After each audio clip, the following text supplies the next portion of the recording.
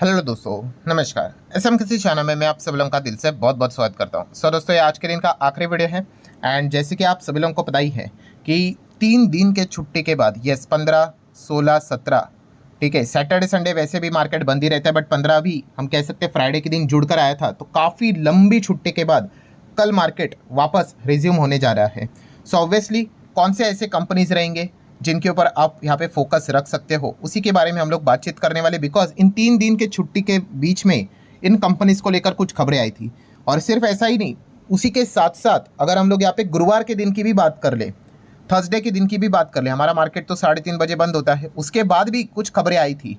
तो बहुत कुछ चीज़ों को यहाँ पे कवर करना बाकी है। तो ये जो कंपनियां हैं कल के दिन के हिसाब से काफ़ी लोगों के रडार के ऊपर यहाँ पे रहने वाली, आप भी चाहो तो इनको स्टडी कर सकते हो। तो स्टार्ट करेंगे। सबसे पहले तो नो डाउट मार्केट के ऊपर ही फोकस रहेगा कि कल हमारा निफ्टी कैसा परफॉर्मेंस देगा, क्योंकि वो जीएसटी वाली खबर तो एकदम ही मतलब मार्केट में पॉजिटिविटी भरने वाली खबर है, ठीक है। बट साइमल्टेनियसली यस, जो ट्रंप ने अनसर्टेनिटी क्रिएट करवा के रखी हुई है वो तकलीफ तो ज़रूर देगी। तो इनका नेट इम्पैक्ट क्या पड़ेगा, ठीक है, ये कल देखना एक काफ़ी इंटरेस्टिंग पार्ट यहाँ पे होने वाला है। अगर वो ट्रम्प का मतलब इशू नहीं होता ना, तो कल मार्केट में जीएसटी की खबर के चलते काफ़ी बड़ा धमाका पक्का ही था, ठीक है। अभी देख लेते हैं कि कल का इम्पैक्ट मार्केट के ऊपर क्या रहता है। सो प्रीमियर एनर्जीज ये फोकस में रहेगा, क्योंकि आप सभी लोगों को यहाँ पे पता ही है कि जो ये एक एक्विजिशन यहाँ पे करने वाले थे, तो उससे रिलेटेड खबर यहाँ पे आ गई। 200 करोड़ का ये एक्विजिशन करते हुए देखने को यहाँ पे मिल रहा है। जीना इंजीनियरिंग की अगर हम लोग यहाँ पे बात करें तो इनको ये एक्वायर करते हुए देखने को यहाँ पे मिल रहे हैं। तो अच्छी बात है भाई, एक्विजिशन करेंगे तो कंपनी का बिजनेस का परफॉर्मेंस और ज़्यादा हम लोग को बढ़ते हुए देखने को मिलने वाला है। देन ओला इलेक्ट्रिक को आप फोकस में रख सकते हैं, क्यों? क्योंकि ओला इलेक्ट्रिक ने बात बताई थी कि भाई वो एक और नई स्कूटर मार्केट में लाने जा रहे हैं। तो वो लॉन्च यहाँ पे हो चुकी है दोस्तों। नई ओला S1 Pro स्पोर्ट ये लॉन्च होते हुए देखने को मिल चुकी है, जिसकी प्राइस है 1.5 लाख रुपए, ठीक है। तो इस पॉइंट को लेकर मार्केट में क्या रिएक्शन रहता है ओला इलेक्ट्रिक का, ये एक देखना इंटरेस्टिंग पार्ट यहाँ पे होने वाला है। देन अगर हम लोग बात करें रिलायंस इंफ्रास्ट्रक्चर, अनिल अंबानी की कंपनी वैसे भी तकलीफ में चलते हुए देखने को मिल रही, खास करके ईडी की खबर के बाद। उसके बाद हम लोग को एक पॉजिटिव खबर रिलायंस इंफ्रास्ट्रक्चर को लेकर देखने को मिली थी कि जो आर्बिट्रेशन का जो अवार्ड था, ठीक है, आर्बिट्रल अवार्ड 526 करोड़ वो अंबानी को यहाँ पे मिल गया, ठीक है। तो एक पॉजिटिव खबर इनके लिए हम लोग को देखने को यहाँ पे मिल चुकी है। तो उसके बाद आर इंफ्रा कैसा परफॉर्मेंस करते रहेगा, ये एक देखना थोड़ा सा एक इंपॉर्टेंट पॉइंट रहने वाला है। देन RMC स्विचगेयर्स लिमिटेड की बात करें तो इस कंपनी के नंबर हम लोग को देखने को मिले थे, जहाँ पे कंपनी ने 165% का रेवेन्यू जंप दिखाया था। उसी के साथ साथ 61 करोड़ का कंपनी को सोलार प्रोजेक्ट भी मिला था। तो RMC स्विचगेयर ये जो कंपनी है वो भी काफ़ी लोगों के रडार के ऊपर रहने वाली है।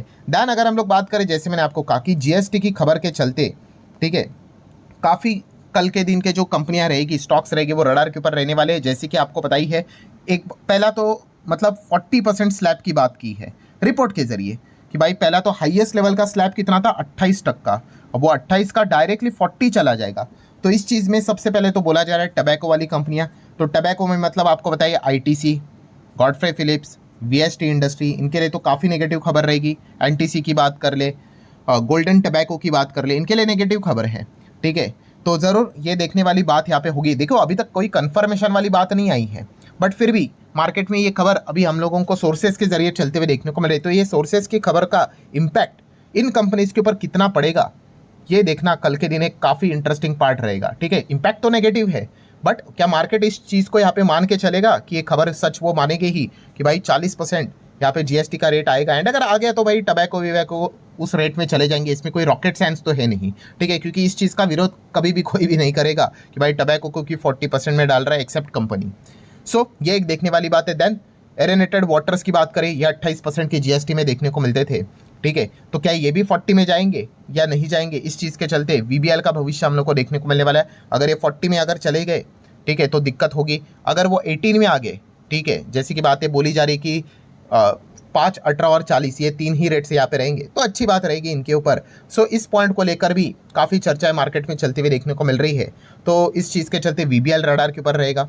देन सबसे बड़ा अगर कोई विवाद चल रहा है, विवाद मतलब अनुमान लगाने की बातें, तो ऑटो इंडस्ट्री का क्या होगा, क्योंकि ऑटो इंडस्ट्री के ऊपर अभी भी आपको पता है मतलब ऑब्वियसली डिपेंड करते हैं condition to condition, but most probably 28% का जीएसटी लगता है मैक्सिमम केसेस में।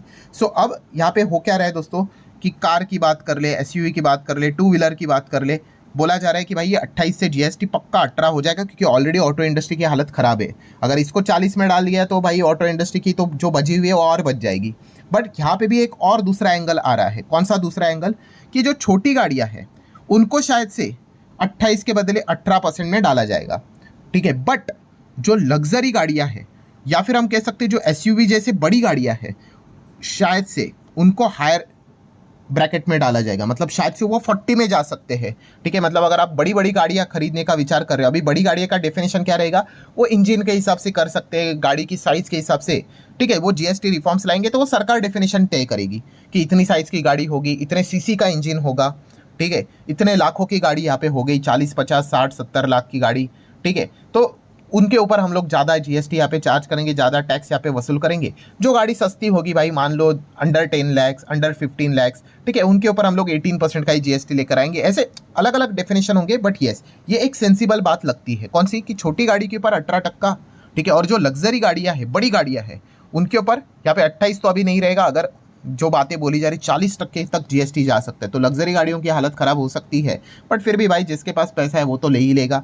तो ये एक पॉइंट है यहाँ पे। मतलब अगर कोई प्लान कर रहा है कि लग्जरी गाड़ी लेंगे, ठीक है, तो शायद से आपकी जेब के ऊपर और बड़ा झटका यहाँ पे लग सकता है, अगर ये खबर सच हुई तो इस पॉइंट को लेकर ऑटो इंडस्ट्री में कल बहुत बड़ी हलचल हम लोग को देखने को मिल सकती है। इवन दो अभी तक कोई ऑफिशियल खबर नहीं आई, बट सोर्सेज के जरिए एक अनुमान लगाया यहाँ पे जा रहा है, ठीक है। नेक्स्ट अगर बात करेंगे दोस्तों, तो एसी, एयर कंडीशंस की बात कर रहे हैं, इनके ऊपर 28% का जीएसटी लगता है। इसको लेकर काफ़ी कंपनियां ने पहले से ही परेशान हो चुकी थी, सरकार को रिक्वेस्ट किया था भाई 28% अभी एसी के ऊपर तो मत लगा लो। अभी तो एक आम इंसान के घर में एसी देखने को मिल जाता है, टेम्परेचर इतना बढ़ता है तो हर कोई लेता है।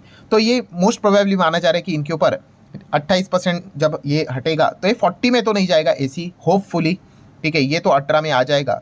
तो एसी वाली कंपनीज के लिए गुड न्यूज़ यहाँ पे हो सकती है। तो ब्लू स्टार, जॉनसन, वोल्टास, अंबर एंटरप्राइजेस, इपैक्ट ड्यूरेबल की बात कर ले, पीजी इलेक्ट्रोप्लास्ट की बात कर ले, ये रडार के ऊपर आप रख सकते हो, ठीक है। अगेन कह रहा हूँ, अभी तक कोई ऑफिशियल कंफर्मेशन नहीं हुआ है, सिर्फ ये एक घोषणा के चलते बाजार में जो चीज़ें यहाँ पे जो बोली जा रही है, एस्टिमेट्स लगाए जा रहे हैं, उस चीज़ को लेकर कल के दिन मार्केट का रिएक्शन क्या रहेगा इन कंपनीज को लेकर, ये देखना एक इंटरेस्टिंग पार्ट यहाँ पे होने वाला है। नेक्स्ट अगर बात करें similar way two wheelers, yes, two wheeler वालों ने भी कितना रिक्वेस्ट किया था, सर क्या 28% हमारे ऊपर जीएसटी लगाते हो, ठीक है, बड़ी बड़ी बाइक्स के ऊपर भी 28 और छोटी छोटी बाइक्स के ऊपर भी 28। तो यहाँ पे भी शायद से वही चीज़ हो सकती है जो गाड़ी के लिए है, कि एक जो नॉर्मल बाइक होगी भाई, उसके ऊपर आप क्या कर दो भाई, 18% का ले लो जीएसटी, ठीक है। बट अगर कोई स्पोर्ट्स बाइक है, 1000 सीसी के बाइक है, ठीक है, 20 30 40 50 लाख की बाइक है भाई, उसके ऊपर ले सकते हो आप 40% का जीएसटी, ठीक है। सो इस चीज़ के चलते यहाँ पे हम कह सकते हैं कि जो हमारे देश में, मतलब जो अभी बजाज ऑटो, हीरो की अगर बात कर ले, ठीक है, टीवीएस की बात कर ले, आयशर की बात कर ले, ठीक है, इनके लिए अच्छी खबर ये साबित हो सकती है, ठीक है। तो ये शायद से मान के चल सकते हैं कि हमारे ऊपर जो 28 का जीएसटी वो 18 यहाँ पे हो जाए। तो इस अनुमान के चलते कल इनमें क्या कोई पॉजिटिविटी देखने को मिलेगी, ये देखना एक इंटरेस्टिंग पार्ट यहाँ पे होने वाला है। ऐसी बात नहीं इनके कोई लग्जरी आर्म्स नहीं है, इनके भी लग्जरी स्पोर्ट्स बाइक्स देखने को मिल जाते हैं, बट जो मेजरली इनका रेवेन्यू जो जनरेट होता है, वो कमाई होती है, वो नॉर्मल मिडिल क्लास को ही जो टारगेट किया जाता है बाइक्स, उसी से होता है। तो ये एक देखना इंटरेस्टिंग बात रहेगा। देन बात करें, वोडाफोन आइडिया ने नंबर्स दिखाए थे, तो उस चीज़ के चलते वोडाफोन आइडिया फोकस में रहेगा। वैसे तो नंबर में कोई सरप्राइज था नहीं, लॉस तो यहाँ पे चलता ही रहता है कंपनी में, तो फिर भी वीआई के आप फोकस में रख सकते हो, पेटीएम फोकस में रख सकते हो, बिकॉज पेटीएम के ऊपर बहुत सारे रेस्ट्रिक्शन लगाए थे आरबीआई ने, वो बैन यहाँ पे हटा दिए, तो अच्छी बात है भाई, अब ये खुल के बिजनेस कर पाएंगे। इथॉस के नंबर देखने को मिले थे, तो इथॉस को आप अपने रडार के ऊपर रख सकते हो। एलएनटी को ऑर्डर यहाँ पे मिले थे, तो एलएनटी फोकस में रख सकते हो। दीपक नाइट्रेट के नंबर देखने को मिले थे, तो दीपक नाइट्रेट, उसके बाद मतलब जब भी नंबर आते हैं उसके 2-3 दिन लगातार इनको यहाँ पे मॉनिटर करना होता है, फोकस में रख सकते हो। एचडीएफसी बैंक रडार के ऊपर रहेगा, उन्होंने स्पष्टीकरण दे दिया भाई, ये जो खबर है वो फेक खबर है। कौन सी खबर, कौन सी फेक न्यूज़? यस, कि एचडीएफसी बैंक ने भी मिनिमम बैलेंस बढ़ा दिया, ऐसा कुछ भी नहीं हुआ है, जो पुराना रूल है वही रख रहे। इवन दो आईसीआईसी बैंक ने भी जो 50,000 का लिमिट किया था वो काट कर उन्होंने अभी क्या कर दिया, 15,000 यहाँ पे कर लिया है, ठीक है। वैसे भी एक देखा गया ना, एक अच्छी स्ट्रैटेजी रहती है। कैसे? अगर आपका पहला मिनिमम बैलेंस 10,000 था, अगर आप 10 का 15 करते तो भी वैसे भी आपको क्रिटिसिज्म झेलना पड़ता ही, तो इससे अच्छा 50 कर दो, ठीक है, फिर उसके बाद कट करके 15 कर दो, ठीक है। ये स्ट्रैटेजी तो हर किसी भी जगह पे आपको देखने को मिल जाती है। एनीवेज, देन अगर बात करें स्विगी जोमेटो फोकस में रहेगा, क्यों? क्योंकि आपको पता ही है रैपिडो ने अभी इनकी नींद उड़ा के रखी हुई है, क्योंकि रैपिडो ने अपना जो फूड डिलीवरी सर्विस का जो ऐप है ऑनली करके, ठीक है, अब वो अवेलेबल हो चुका है अलग अलग प्ले स्टोर के ऊपर, ऐप स्टोर के ऊपर। एंड इसकी जो शुरुआत है, ठीक है, बाकी इंडिया वाले लोगों को फिलहाल तो नहीं मिलेगा, बट अगर कोई बेंगलुरु में रहता है, ठीक है, वो इस सर्विस का यहाँ पे फ़ायदा उठा सकता है। मतलब रैपिडो से खाना मंगवा सकता है। एंड स्विगी जोमेटो से, रैपिडो से खाना मंगवाना फिलहाल तो सस्ता रहेगा, बिकॉज जो भी उनका मैकेनिज्म है, ठीक है, जो भी उन्होंने चीज़ें की है कि जो चार्जेस वो लगाएंगे वो फिक्स्ड के हिसाब से यहाँ पे लगाएंगे, तो ऑटोमेटिकली वो डिलीवरी कॉस्ट को लो कर देता है। तो इस चीज़ के चलते अगर यहाँ पे रिस्पॉन्स अगर अच्छा आया तो भाई ये ऑल ओवर पैन इंडिया लागू हो जाएगा। एंड फिर स्विगी जोमेटो के लिए एक टफ यहाँ पे पॉइंट यहाँ पे क्रिएट यहाँ पे हो सकता है। वैसे देखा गया तो इस सेगमेंट में काफ़ी प्लेयर्स ने किस्मत आजमाने की कोशिश यहाँ पे की थी, बट स्विगी जोमेटो को कोई पीछे नहीं छोड़ पाया। फूड डिलीवरी में प्योर डिओपॉली देखने को मिल जाती है। सो क्या रैपिडो ये चीज़ तोड़ पाएगी, ये देखने वाली बात है। एंड अगर ऐसा कर पाया तो स्विगी जोमेटो को परेशानी यहाँ पे हो सकती है। देन एनएसडीएल फोकस में रहेगा, रिटेलर का फेवरेट स्टॉक बनाता है, वो तो चलता है, जो तेजी आएगी वो उसके बाद लगातार प्रॉफिट बुकिंग देखने को मिली थी। सिमिलर वे जेएसडब्ल्यू सीमेंट भी काफ़ी लोगों के रडार के ऊपर रहने वाला है। सुजलॉन रडार पे रहेगा, जब से नंबर आए हैं सीएफओ ने रिजिग्नेशन दिया है, कुछ कंपनीज ने रेटिंग्स यहाँ पे घटाई, उसके बाद लगातार गिरावट हुई है, वो गिरावट अभी तक नहीं रुकी है। सो क्या कल से भी वापस गिरना स्टार्ट होगा, ये देखने वाली बात है।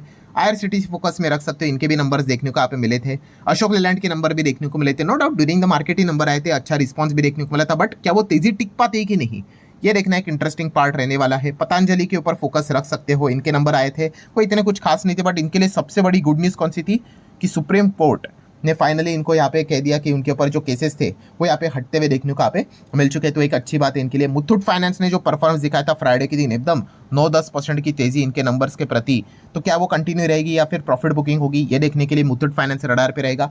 देन मोदी जी ने जो स्पीच दिया था, आपको याद ही होगा, लाल किले से 15 अगस्त पे, तो कुछ सेक्टर्स जैसे कि हम कह सकते हैं न्यूक्लियर की अगर बात कर ले, न्यूक्लियर एनर्जी से रिलेटेड अगर बात करें, रिएक्टर्स की बात कर ले, तो प्राइवेट प्लेयर्स को ओपन कर दिया जाएगा। ये स्पीच में उन्होंने बात यहाँ पे बोल दी। तो टाटा पावर रडार पे रख सकते हैं, जहाँ पे कंपनी के सीईओ ने बात बोली थी कि हम इस सेगमेंट में एंटर करेंगे जब गवर्नमेंट ये सेक्टर ओपन कर देगा प्राइवेट प्लेयर के लिए, तो ये बात उन्होंने बोल दी है। तो अब टाटा पावर का रिएक्शन देख सकते हो। फर्टिलाइजर वाली कंपनी आपके रडार पे रहनी चाहिए, जहाँ पे सरकार ने बता दिया कि भाई डोमेस्टिक लेवल पे ही ज़्यादा इसका प्रोडक्शन होगा। प्राइवेट प्लेयर के लिए फर्टिलाइजर सेगमेंट भी खुली छूट के हिसाब से ओपन कर रहे हैं। तो प्राइवेट प्लेयर जितने भी आपको देखने को आप मिल जाते हैं फर्टिलाइजर सेगमेंट में, आप यहाँ पे देख सकते हो, उनको कल के दिन क्या रिएक्शन देखने को मिल जाता है, एक देखना है, इंटरेस्टिंग पार्ट रहेगा। इन्फोसिस के ऊपर फोकस रख सकते हो, एआई को लेकर और ज़्यादा पुश होते हुए देखने को यहाँ पे मिल रहा है। इस चीज़ के चलते मैन पावर तो ज़रूर रिड्यूस होते हुए देखने को यहाँ पे मिल जाएगी भाई, ठीक है। तो यही चीज़ के चलते इन्फोसिस आप अपने रडार के ऊपर सेट करके रख सकते हो। सो ठीक है दोस्तों, आशा करता हूँ वीडियो हेल्पफुल लगा होगा। आप चाहो तो इसको लाइक एंड शेयर यहाँ पे कर सकते हो। अब डायरेक्टली मिलते हैं कल, तब तक के लिए बाय बाय।